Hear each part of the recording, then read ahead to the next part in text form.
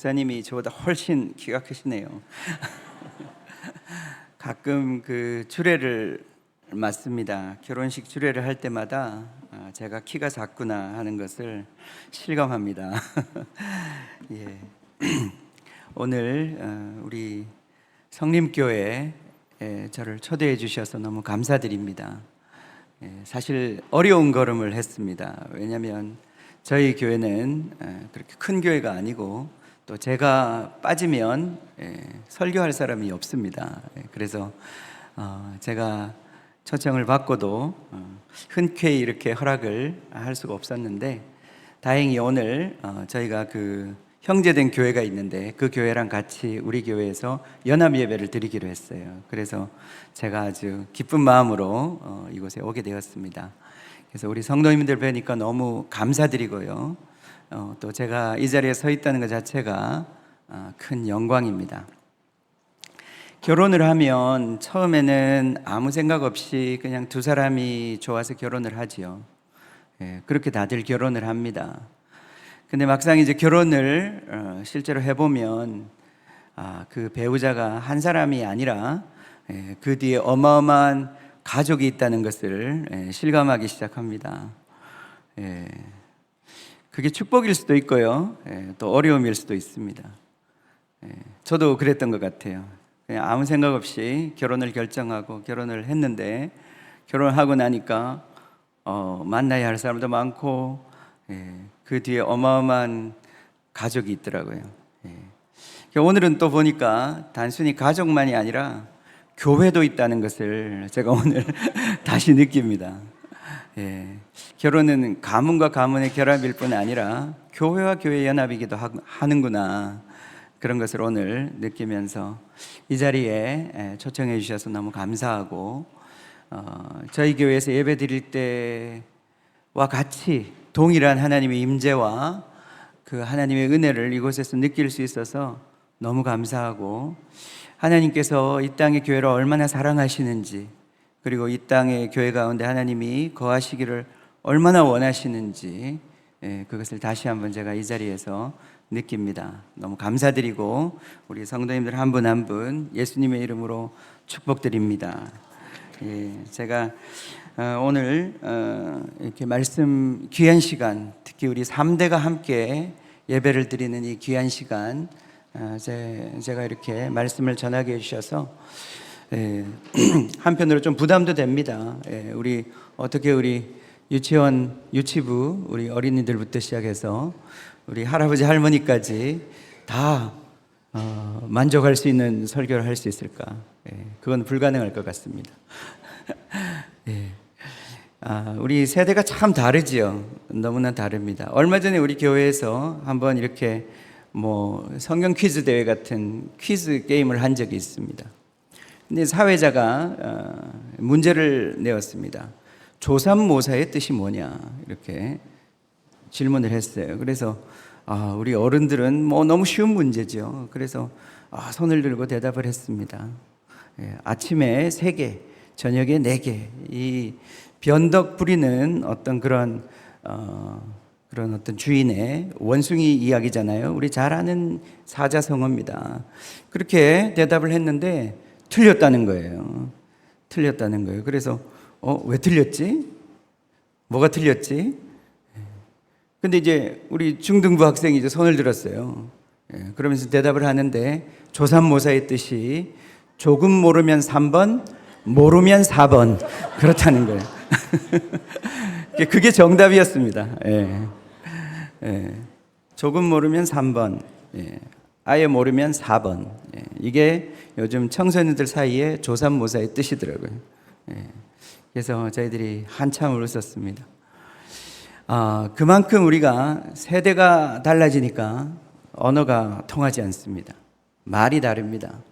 저도 요즘에 제 딸이 중학생인데 우리 딸이 전화하는 이야기나 가끔 하는 얘기 제가 잘 못 알아듣습니다. 그래서 예전에는 제가 오해도 많이 했는데 요즘은 제가 핸드폰을 켜고 즉시 찾아봅니다. 그래서 새로운 말을 배웁니다. 그만큼 우리 세대가 많이 달라지고 있고 심지어 쓰는 언어조차도 다르고 문화도 다르고 그렇습니다. 그럼에도 불구하고 우리가 이렇게 한자리에 모여서 함께 예배할 수 있다는 것, 그리고 정말 우리가 믿고 우리가 사랑하는 그 주님을 함께 따라갈 수 있다는 것, 그건 너무너무 축복입니다. 이 자리에 우리가 이제 함께 우리 자녀들이 있지만 모르겠습니다. 여기 정말 자기 믿음으로 와 있는 사람도 있겠지만 그냥 엄마 아빠를 따라서 온 사람도 있을 것이고, 그러나 이제 이 아이들이 자라면서 그 부모의 믿음을 배우고 또 그렇게 부모와 함께 주님을 사랑하는 그 일에, 교회를 세우는 그 일에 함께하는 우리 동력자가 될 줄 믿습니다. 그렇게 되기를 바랍니다. 우리 아까 했던 찬양, 그 무화과 나무 찬양 있죠? 무화과 나무 잎이 마르고, 제가 기억해 보니까 그 찬양 제가 처음 들은 게 제가 유치부 때 들은 것 같아요. 그러니까 그 찬양을 지금 우리가 계속 하고 있다는 것, 놀라운 일입니다. 그 찬양을 우리가 함께, 근데 그 찬양의 뜻은 잘 모르고 우리가 했던 것 같아요. 사실은 뜻을 알면 알수록 너무 어마어마한 내용이라, 그죠? 그죠? 어떻게 모든 것들이 다 잃어버린, 없는 상태에서 우리가 하나님으로 인해서 기뻐할 수 있을까? 그런 것 같습니다. 이렇게 찬양의 가사, 뭐 유행가 가사도 마찬가지고요. 그것이 귀에 이렇게 들어오기 시작하면 나이가 많이 들은 것입니다. 그냥 아무 뜻도 모르고 흥얼거릴 때는 아직 어릴 때고요. 그 뜻이 들어오기 시작하면 이제 나이를 많이 드신 것입니다. 자, 우리 이렇게 3세대가, 세 세대가 이렇게 함께 예배를 드리는데, 믿음이라고 하는 것은 그냥 전달되지가 않는 것 같아요. 우리 아까 목사님께서 저하고 제 아들하고 아주 비슷하게 생겼다고 그러는데, 제가 좀 더 잘생긴 것 같은데, 사실 이제 한 7년 전에 저희 아버님이 돌아가셨는데, 저희 아버님하고 저도 비슷한 얘기를 많이 들었습니다. 특히 또 나이가 들면 들수록 더 비슷해지는 것 같아요. 그렇습니다. 우리가 이 생김새나 DNA는 우리 자녀들에게 그냥 전달해 줄 수 있는 것 같아요. 근데 믿음은 그냥 전달되지가 않아요. 우리 믿음은 그냥 자동으로 전달되는 것이 아닙니다. 믿음은 어떻게 보면 각자의 선택입니다. 우리 부모 세대가 아무리 우리가 믿음으로 살고 우리가 믿음 생활을 했다고 그래도 우리 자녀들은 그 길을 가지 않을 수도 있습니다. 그것이 지금 전 세계에 보고 있는 교회의 모습이고, 이 땅에서도 사실은 점점 그러한 일들이 많이 일어나고 있습니다. 믿음은 각자의 일입니다. 각자의 몫입니다. 그래서 어쩌면 하나님께서는 자신을 부르실 때도 아브라함의 하나님, 이삭의 하나님, 야곱의 하나님이라고 각자의 이름으로 하나님이 불러주신 것 같아요. 그런 의미에서 우리 자녀들은 각자가 하나님을 만나야 합니다. 그냥 우리가 이렇게 어릴 때 손잡고 교회를 데리고 다닌다고 해서 믿음이 전달되는 것도 아니고, 그냥 이들이 또 그 길을 갈 수 있는 것도 아닙니다.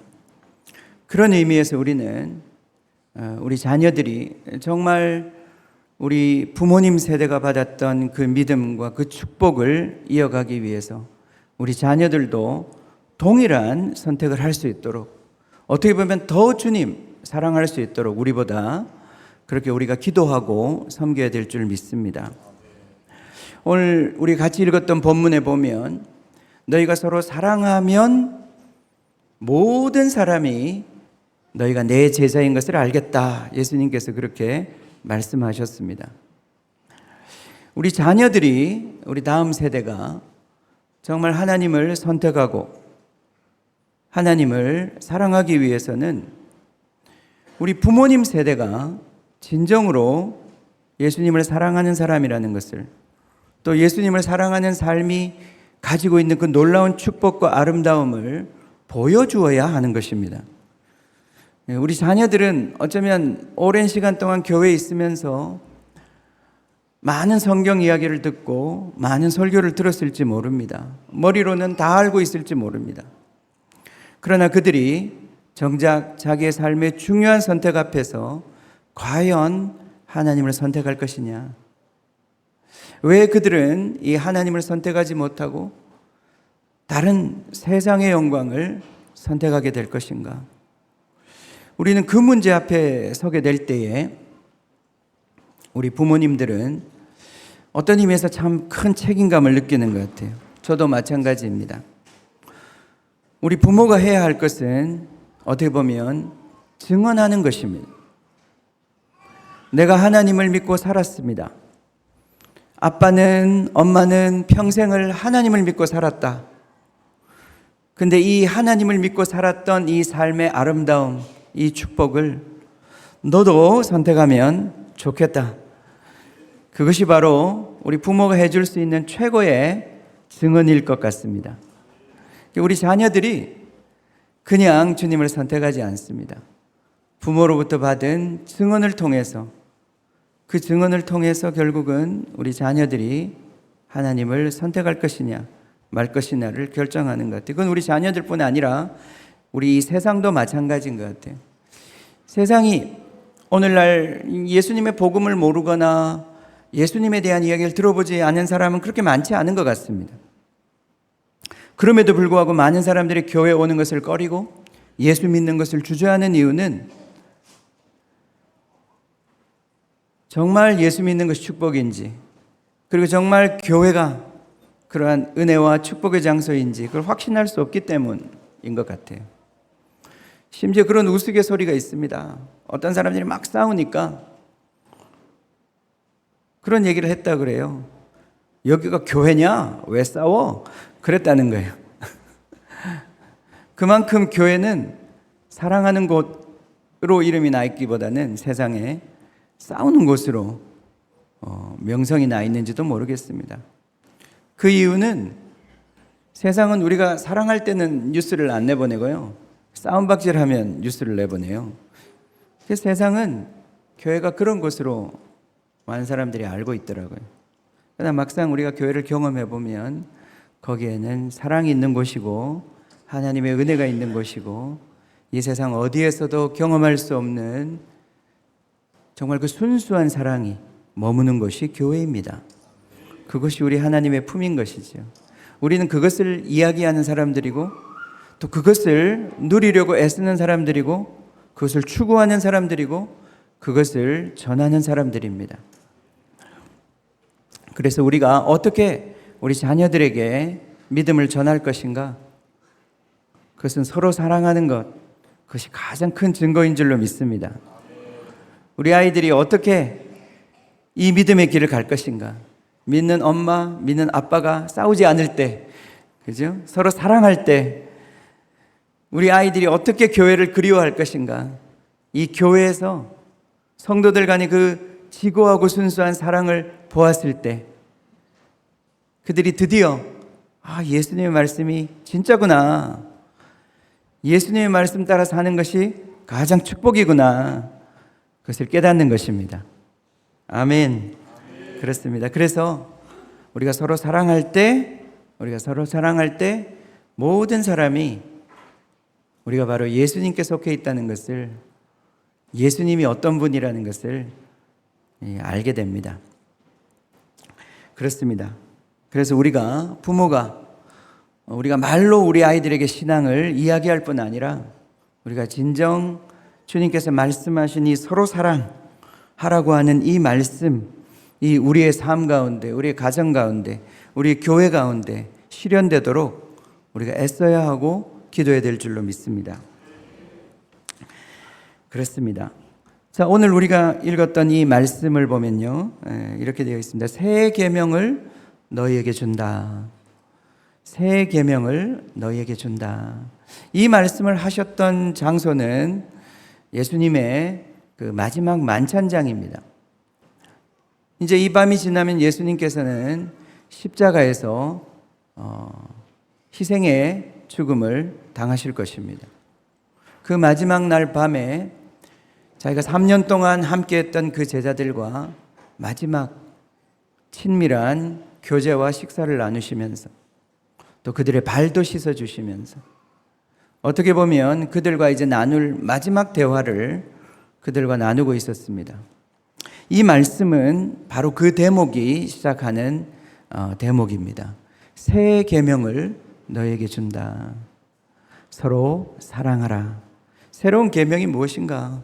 그것은 서로 사랑하라는 말씀입니다. 서로 사랑하라. 우리가 이 계명이라는 말은 많이 쓰지 않는 말이죠, 그죠? 예, 우리가 계명이라는 말은 그렇게 우리가 일상생활에서 쉽게 쓰는 말은 아닙니다.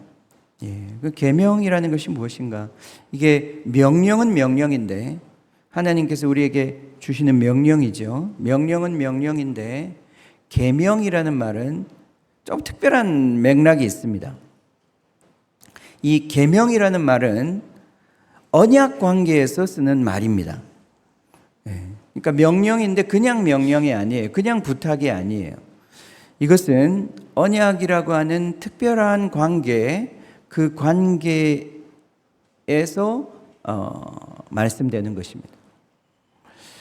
우리가 이제 언약이라고 하면 언약이 무엇인가? 언약은 두 사람이 또는 여러 사람이 하나의 삶을 살게 되는 방법입니다.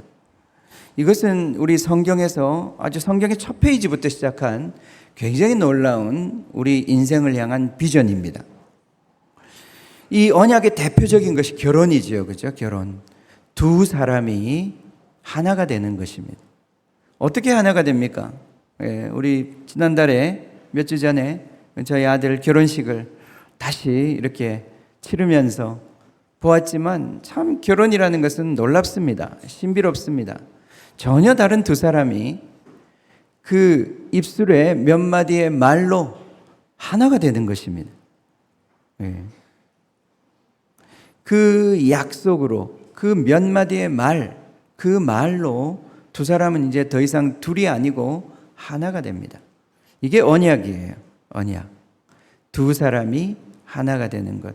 우리 여러 사람들이 있지만 우리가 하나가 되는 것. 놀라운 성경의 비전은 에베소서 1장 10절에 보면 우리가 이제 그 날이 되면, 마지막 날이 되면, 하나님의 그 영광스러운 날이 되면 예수님을 머리로 해서 온 피조물들이 다 하나가 된다는 놀라운 약속이 거기에 적혀져 있습니다. 우리나라 성경에는 통일된다 이런 표현을 쓰고 있습니다. 그게 바로 하나가 된다는 뜻입니다. 어떻게 두 사람이 하나가 될 수 있습니까? 정말 너무너무 다르죠. 그죠? 너무너무 다릅니다. 그러나 결혼하는 그 순간부터 두 사람은 이제 혼자가 아니라 하나 된 공동체를 이루게 됩니다. 굉장히 놀라운 일입니다. 그렇기 때문에 이제 결혼한 그 다음 날부터는 독신일 때처럼, 싱글일 때처럼 함부로 외박하면 안 됩니다. 큰일 납니다. 외박을 하려면 반드시 허락을 받아야 됩니다. 허락 안 받고 외박하면 이렇게 집에 비밀번호가 박혀 있을 수 있습니다. 그전에는 자기 마음대로 행동했을 수 있습니다. 그러나 결혼을 하면 더 이상 한 사람의 삶은 자기의 삶이 아닙니다. 내가 벌은 돈이 내 돈이 아닙니다. 내가 진 빚이 내 빚이 아닙니다. 그게 놀라운 연합의 비밀인 것이죠. 그래서 이 언약의 관계를 통해서 두 존재가 하나가 되는 것입니다.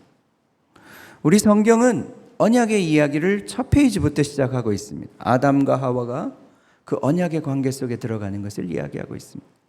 뿐만 아니라 성경에 나와 있는 모든 이스라엘의 역사는 언약의 역사였습니다.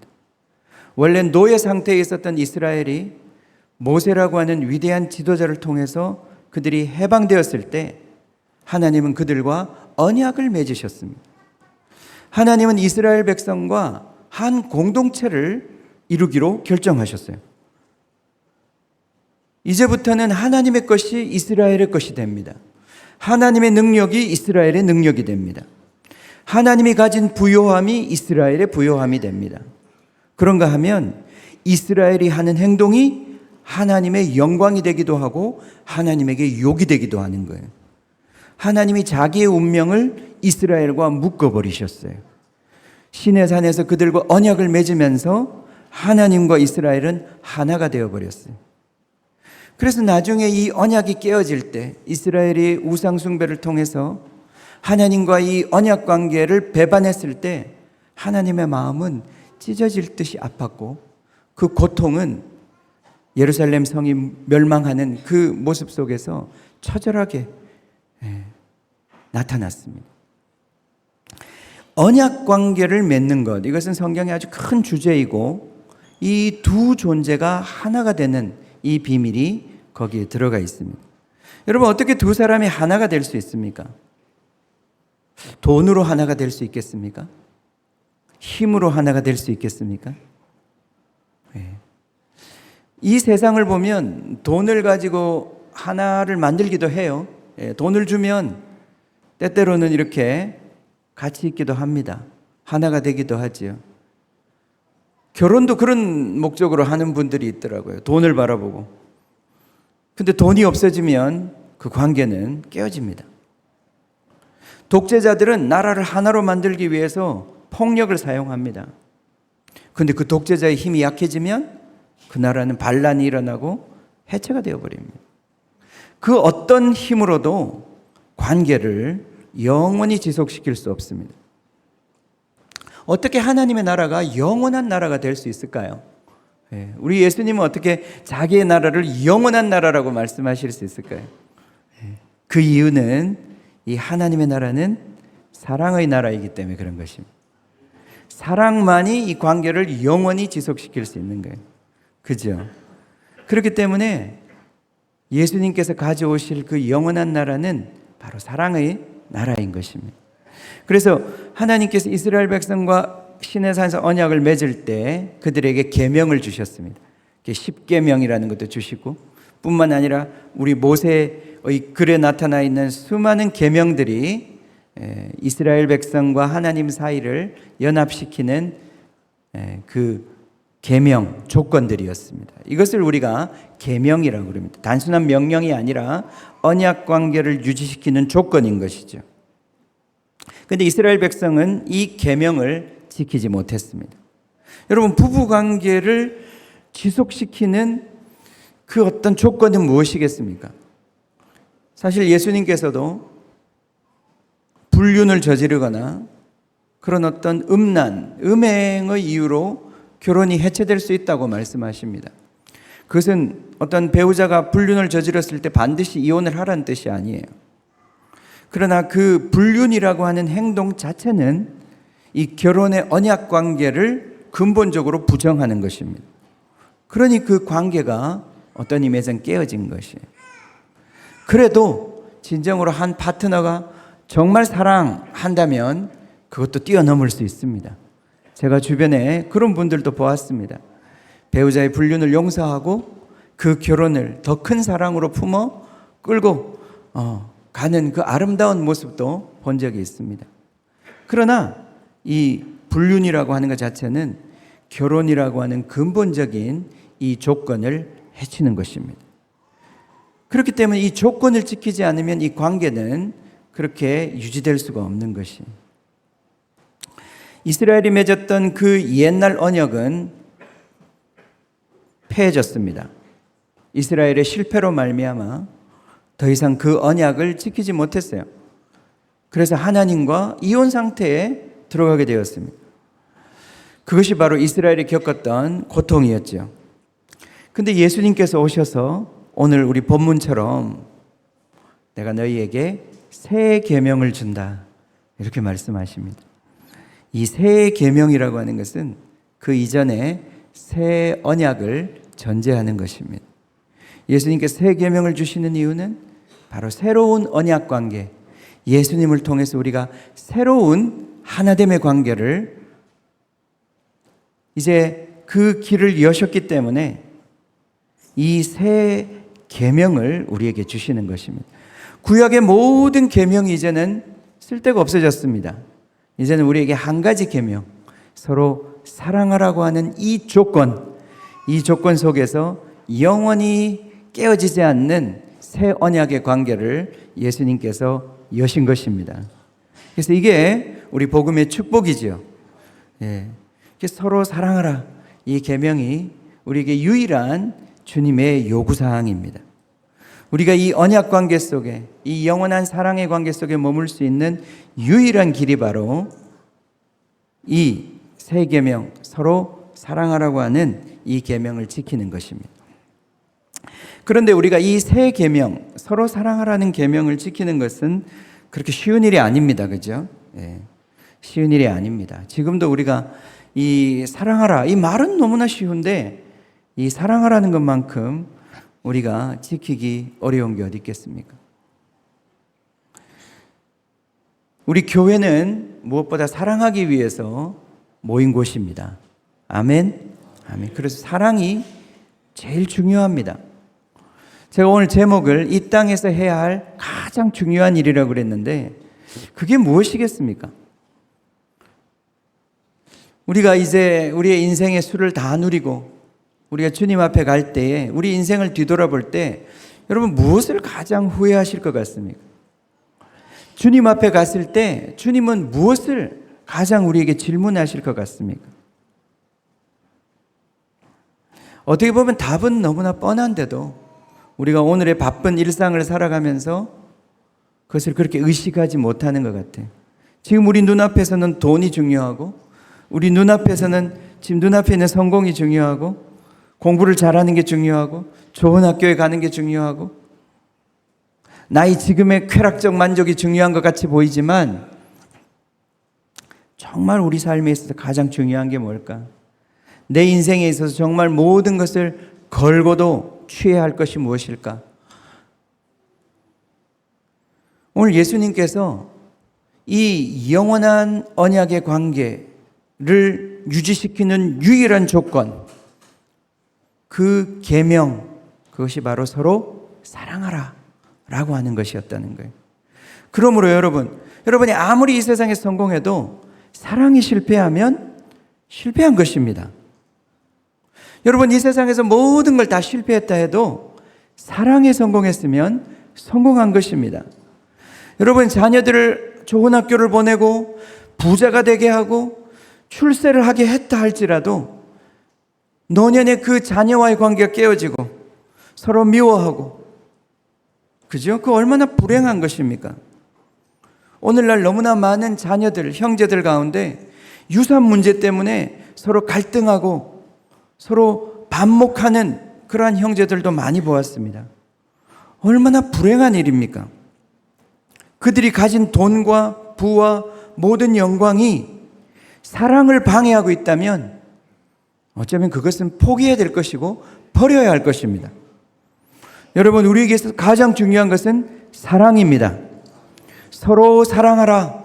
이것이 가장 중요한 계명이고 우리가 끝까지 지켜야 할 주님의 부탁입니다. 이 교회도 가장 중요한 게 무엇이겠습니까? 더 좋은 건물을 갖고 더 훌륭한 시스템을 갖추고 더 큰 교회가 되는 것도 중요한 문제겠지만 우리가 그리 아니한다 할지라도 우리가 서로 사랑할 수만 있다면 우리가 서로를 향하여 자기 목숨을 내려놓는 그 사랑을 여기서 경험할 수만 있다면 내 자신을 내려놓고 우리가 상대를 위하여 내 자신을 내어드릴 수 있다면 그것이 진정한 그리스도의 몸된 공동체이고 그것이 바로 진정한 예수님이 보여지는 장소인 것입니다. 그래서 우리가 무엇을 붙잡아야 할 것인가? 무엇을 중요하게 여겨야 될 것이냐? 이것을 절대 잊어서는 안 될 것입니다. 오늘 이제 이 예수님의 서로 사랑하라고 하는 이 말씀을 제가 두 가지 중요한 어떤 그런 주제를 가지고 우리가 다시 한번 기억하기를 원합니다.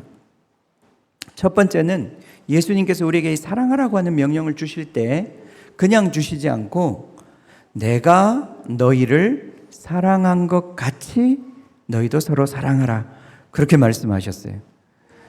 이걸 우리가 꼭 기억할 필요가 있습니다. 사람들은 자기가 하고 싶은 사랑을 하면서 사랑을 한다고 생각해. 내가 빵을 좋아하면요 열심히 빵을 사옵니다. 그죠? 그리고 우리 자녀들에게 빵을 먹으라 그래요. 근데 우리 자녀는 늘 라면을 달라고 그럽니다. 내가 좋아하는 것을 우리 아이들이 좋아하지 않아요. 예. 나는 그렇게 열심히 사랑했는데 그 사랑이 나중에 뒤돌아보면 다분히 내가 하고 싶은 사랑이었고 내가 생각하는 사랑이었다는 거예요. 그러니까 거기에는 진정한 사랑의 소통이 없습니다. 그럼 그렇다고 해서 상대방에게 맞춰주는 게 사랑입니까? 그 사람 눈치 보고 그 사람이 해달라는 거 다 해주는 게 사랑입니까? 그렇지 않습니다. 우리 지금 이제 중학생 딸이 있다고 제가 얘기했는데 우리 딸은 설교 시간에 자기 얘기하는 거 제일 싫어합니다. 예. 근데 자꾸 제가 우리 딸 얘기가 나오는데 핸드폰을 사달라고 많이 졸랐어요. 예. 너무 졸라가지고 이거 사주면 이제 전쟁이 끝나겠지. 예. 그리고 제가 초등학교 6학년 때인가 사줬어요. 예. 그래서 이제 드디어 관계가 좋아지고 우리 평화가 올 줄 알았어요. 예. 근데 사준 그날부터 시작해서 더 큰 전쟁이 시작됐어요. 예. 계속 그거 쳐다본다고 정말 매일매일 그 전쟁을 싸웁니다. 예. 여러분, 그 사람의 말을 들어주고 그 사람의 기분을 맞춰주고 그 사람이 필요한 걸 준다고 해서 그게 꼭 사랑이라고 얘기할 수 없습니다. 예수님이 오늘 말씀하신 말씀에 귀를 기울일 필요가 있습니다. 사랑은 어떻게 하는 것인가? 예수님을 따라하는 것입니다. 그 예수님을 알아야 되겠죠, 그죠? 하나님을 알아야 되겠죠, 그죠? 사랑은 하나님께 속한 것입니다. 자기 마음대로 사랑하는 것이 아닙니다. 그렇기 때문에 우리는 주님을 구해야 하고 어떻게 사랑해야 될지를 물어봐야 합니다. 때로는 그 사람에게 안 좋은 일일 수도 있습니다. 사실 예레미야라고 하는 선지자는 그 백성들이 싫어하는 소리를 늘 가서 전했습니다. 그래서 백성들은 예레미야를 오해했어요. 우리 민족을 싫어하는구나. 너는 민족의 배반자 매국노구나. 근데 예레미야는 자기 민족을 얼마나 사랑했는지 모릅니다. 그러나 하나님이 그 민족을 사랑하는 방식을 그 민족이 가서 멸망할 것을 예언하라고 하는 그 말씀을 전하는 게 그 민족을 향한 진짜 사랑이라고 가르쳐 주셨어요.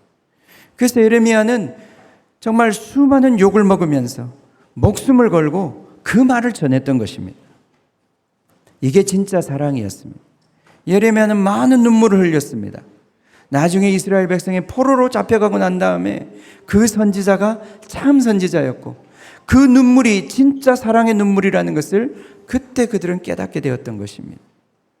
여러분, 우리가 서로 사랑하라고 하는 것, 이 말씀을 어떻게 지키겠습니까? 내 생각과 내 기분을 따라 사랑하지 마십시오. 그걸 사랑이라고 주장하지 마십시오. 상대방에게 그냥 잘해주고 그냥 입에 발린 말을 해주는 것을 사랑이라고 말하지 마십시오. 진짜 사랑은 무엇입니까? 내가 그 사람을 위해서 엎드리는 것이고 하나님께서 그 사람을 어떻게 사랑하신지를 아는 것이고 그리고 내가 하나님의 그 사랑을 대신해 주는 것입니다. 대언해 주는 것입니다. 그게 진짜 사랑인 것이. 그래서 어떤 때는 주어야 할 때가 있습니다. 어떤 때는 주지 말아야 할 때가 있습니다. 어떤 때는 말해야 할 때가 있습니다. 그러나 어떤 때는 말하지 말아야 할 때가 있습니다. 특별히 우리 어머니, 아버지 말하지 말아야 할 때가 더 많습니다. 말해서 더 망가뜨립니다. 차라리 그걸 말하지 말았으면 중간이라도 갈 텐데 말해가지고 더 문제를 어렵게 만들었어요. 많은 경우에 주님께서는 말하지 말라고 그러십니다. 기다리라고 말씀하십니다. 우리는 예수님을 따라 그분의 사랑을 배워야 합니다. 아무도 우리는 사랑을 알지 못합니다. 우리가 얼마나 이기적인 존재인지 우리의 생각은 늘 자기 중심으로 돌아갑니다. 네. 그죠? 예수님을 구하고 예수님이 과연 어떻게 생각하실지, 예수님이 과연 무엇을 하라고 하시는지 그것을 듣는 것이 서로 사랑하는 첫 번째 비결입니다. 이 문을 통해서 우리가 사랑하게 되기를 원합니다. 아멘. 두 번째요. 두 번째는 사랑이라고 하는 것은 가슴에서 나오는 것입니다. 가슴에서 나오는 것으로 헌신하는 것입니다. 네. 사랑은요, 의무적인 게 아니에요. 물론 우리가 의무와 책임을 다하는 것도 중요합니다. 그러나 진정한 사랑은 그것을 뛰어넘습니다. 사랑은 가슴에서 나와서 자기 자신을 내어주는 것입니다. 열왕기상 3장에는 솔로몬의 유명한 지혜로운 재판에 대한 이야기가 나옵니다. 솔로몬은 이 땅에서 정말 지혜로운 사람이었고 이 땅에서 놀라운 재판을 많이 했을 것입니다. 얼마나 그가 지혜로웠는지 그 소문이 외국까지 퍼져나가서 먼 나라에 있던 스바의 여왕이 그 솔로몬의 지혜를 듣고 싶어서 찾아왔다고 그랬습니다. 그래서 성경은 말이죠, 그 놀라운 솔로몬의 재판을 다 기록하지 않는데 한 가지 사건만 딱 기록하고 있습니다. 그게 3장에 나오는 여러분이 잘 알고 있는 놀라운 이야기예요. 어느 날 한 집에 살고 있는 두 여인이 비슷한 시기에 아기를 낳았어요. 근데 어느 날 한 여인이 얼마나 미련하면 그럴 수 있는지 모르겠는데 자기 아기가 죽었어요. 어느 날 뭐 어떻게 죽었는지 모르지만 갑자기 아기가 죽었습니다. 근데 이 여인이 아직 아기가 어리니까, 아기가 다 어릴 때는 생긴 게 비슷비슷하잖아요. 같은 민족인데다가. 그래서 이 여인이 아기를 바꿔치기를 했습니다. 그래서 죽은 아기를 옆에 자고 있는 여인에게 갖다 놓고 살아있는 아기를 자기 것이라고 주장했습니다. 나중에 진짜 엄마가 깨어나고 보니까 그게 말이 안 되는 거죠. 아기를 보니까 이게 자기 아기가 아닌 거예요. 엄마는 알아보죠. 그래서 이제 싸움이 붙었습니다. 과연 이 살아있는 아기의 진정한 엄마는 누군가? 요즘 같으면 너무 간단하겠죠, 그죠? DNA 검사 딱 하면 금방 나올 거 아니에요, 그죠? 근데 여러분, 그 고대에 어떻게 이걸 가려낼 수 있었을까요? 근데 솔로몬은 놀라운 재판을 실천합니다. 여러분 잘 아시다시피 솔로몬이 이 아이를, 살아있는 아이를 반으로 쫙 갈라서 정확하게 자로, 그죠? 반으로 갈라서 하나씩 주라고 그럽니다. 그 말이 입에서 떨어졌을 때 놀라운 일이 벌어지는 거예요. 진짜 엄마와 가짜 엄마가 쫙 갈라져 버립니다. 진짜 엄마의 가슴 속에서는 불 같은 것이 일어나는 것이, 여기 이 말씀이 그 말씀입니다. 그 살아있는 아들의 어머니가 되는 여자가 그 아들을 위하여 마음이 불붙는 것 같아서, 이 불이 있는 사람과 이 불이 없는 사람은 헷갈릴 수가 없는 거예요. 여러분, 마지막 주님의 나라에서 그 마음에 이 사랑의 불이 있는 사람과 사랑의 불이 없는 사람은 어떻게 섞일 수가 없는 거예요. 그건 헷갈릴 수가 없는 거예요. 혼동할 수가 없는 거예요. 사랑이라고 하는 것은 우리의 가슴에서 나오는 불과 같은 것입니다. 그것으로 말미암아 자기 자신을 내려놓는 거예요. 그래서 이 엄마가 어떻게 했습니까? 이 아기를 포기했어요. 자기가 그렇게 사랑하고 갖고 싶었던 이 아기를 포기합니다. 아닙니다. 그냥 저에게를 저 사람 주세요. 저 사람이 진짜 엄마입니다. 포기입니다. 포기. 자기가 그렇게 사랑하는 아들을 내어줘 버리는 거예요. 왜? 가슴에서 올라오는 그 뜨거운 불 때문에, 그 불이 목숨보다 더 귀한 그 아들을 내어주는 것이죠. 저는 이 놀라운 재판을 왜 성경이 기록하고 있을까?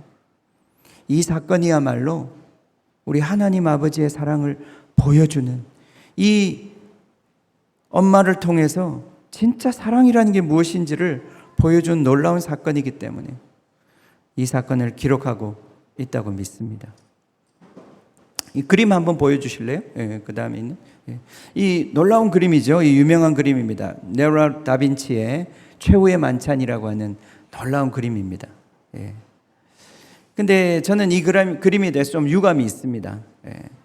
밥을 저렇게 안 먹잖아요. 밥은 저렇게 안 먹습니다. 그죠? 저렇게 카메라 앞에서 일렬로 이렇게 앉아서 밥을 먹지 않습니다. 그다음 우리 사진 하나 보여주실래요? 예, 이 사진은요, 로마 시대의 그 벽화입니다. 로마 사람들이 어떻게 식사를 했는지 그 장면을 그려놓은 벽화예요. 여기 보면 사람이 누워 있습니다. 그죠? 누워 있고 이렇게 기대어서 둥그런 식탁에 반쯤 들어 누워서 식사를 합니다. 자, 저 그림을 가지고 이제 상상을 해서 추측을 해서 그린 그림이 이제 다음에 있는 그림입니다. 아마 예수님의 최후의 만찬장은 저런 스타일의 식사 장소였을 것입니다. 의자가 있을 수도 있겠지만 의자가 아마 없었을 것이고 사람들은 다 이렇게 반쯤 기대서 이렇게 비스듬하게 드러누워 식사를 나누었습니다. 예수님의 최후의 만찬장 식사가 저런 식사였을 것입니다. 그렇기 때문에 우리가 이해할 수 있는 것들이 성경 말씀이 있습니다. 왜냐하면 거기 보면 요한이 이런 표현을 씁니다. 자기가 바로 예수님의 가슴 앞에 있었다. 예수님의 품 안에 있었다. 이런 표현을 요한이 씁니다. 우리가 이러한 문화를 잘 모를 때 왜 요한은 예수님의 가슴 앞에 있었다라고 얘기할까? 그게 무슨 뜻일까? 오해할 수도 있는데 그렇지 않습니다. 그것은 이제 저 이야기는 저 당시의 식사의 풍습이고 저렇게 기대어서 이렇게 식사를 하게 되면 다른 사람의 머리가 다른 사람의 가슴 앞에 오게 됩니다. 그래서 아마 저렇게 둘러앉아서 식사를 했던 것 같아요. 예수님께서 이 중에 한 제자가 자기를 팔 것이다 그렇게 얘기를 하니까 거기 아마 반대편에 있던 베드로가 굉장히 궁금해졌습니다. 누가 과연 예수님을 팔 것이냐. 그래서 아마 가까웠던 요한에게 눈짓을 하면서 예수님한테 물어봐 그렇게 얘기했던 것 같아요. 아마 요한은 예수님 바로 옆에 앉아 있었던 것 같아요. 예수님의 가슴 앞에. 그래서 아마 요한이 이렇게 고개를 쳐들고 예수님 누구죠? 이렇게 물어봤던 것 같아요. 그렇게 보면 이 최후의 만찬에서 그들이 식사하는 장면이 좀 더 우리가 잘 이해가 됩니다. 여러분, 사람의 머리가 사람의 가슴 앞에서 식사를 하는 것, 이건 굉장히 놀라운 그림입니다. 여러분, 이건 최후의 만찬이지만 여러분의 최초의 만찬은 어디에서 있었습니까? 우리 모든 사람들의 최초의 만찬은 엄마의 가슴에서 시작됩니다. 우리는 다 그거 먹고 사람 되었습니다. 그죠? 예. 가슴에서 나오는 그 뜨거운 양식, 엄마의 가슴에서 요동치는 그 소리, 그걸 듣고 우리는 다 사람이 된 것입니다. 이 마지막 만찬장에서도 사람들은 바로 특별히 요한은 예수님의 가슴 앞에서 식사를 하면서 그 사랑의 떡을 먹었던 것입니다. 가슴에서 나오는 것, 이것이 사람을 살립니다. 가슴에서 나오는 헌신, 이것이 세상을 아름답게 만듭니다. 주님께서 우리에게 서로 사랑하라고 말씀하셨습니다. 이 사랑은 우리 힘으로 할 수 있는 것이 아닙니다. 이것은 예수님을 보고 배워야 하는 것이고, 예수님의 은혜를 받을 때 여러분의 가슴 안에서 뜨거운 불처럼 올라오는 그 어떤 것을, 그 양식을 내 형제 자매를 위해서 내려놓을 때, 그때 내 형제가 그것으로 말미암아 살아나고 그것으로 말미암아 힘을 얻는, 그래서 우리가 영원히 헤어지지 않는 관계를 맺게 되는 그 놀라운 공동체의 탄생의 비밀이 거기에 있는 것입니다. 주님께서 우리에게 새 언약을 주셨습니다. 서로 사랑하라. 이 한 가지 계명으로 우리를 영원히 사랑하는 가족으로 부르셨습니다. 우리 가정에서 이 사랑이 실천될 때, 이 사랑이 실제로 존재하게 될 때 우리 자녀들은 그 아름다움을 보게 될 것입니다. 그걸 먹고 사랑의 사람으로, 그 가슴을 가진 사람들로 자라게 될 것입니다. 그리고 우리 아이들도 그렇게 예수님을 따라가는 자들이 될 것입니다. 저는 우리 성림교회가 바로 예수님의 이 새 계명을 붙잡고 우리가 이 사랑을, 그렇게 놀라운 사랑을 서로 나눔으로써 이 공동체가 그 어떤 것으로도 흔들리지 않고 그 어떤 것으로도 무너뜨릴 수 없는 반석 위에 지은 주님의 몸된 교회가 되기를 축복합니다. 아멘. 여러분, 천국이 무엇입니까? 천국이 무엇일까요? 사람들은 천국이 황금길로 되어 있고 보석으로 꾸며져 있고 꽃들이 많은 곳이고 진미가 풍성한 곳이라고 이야기할지 모르겠습니다. 그렇겠죠. 저도 그러리라고 믿습니다.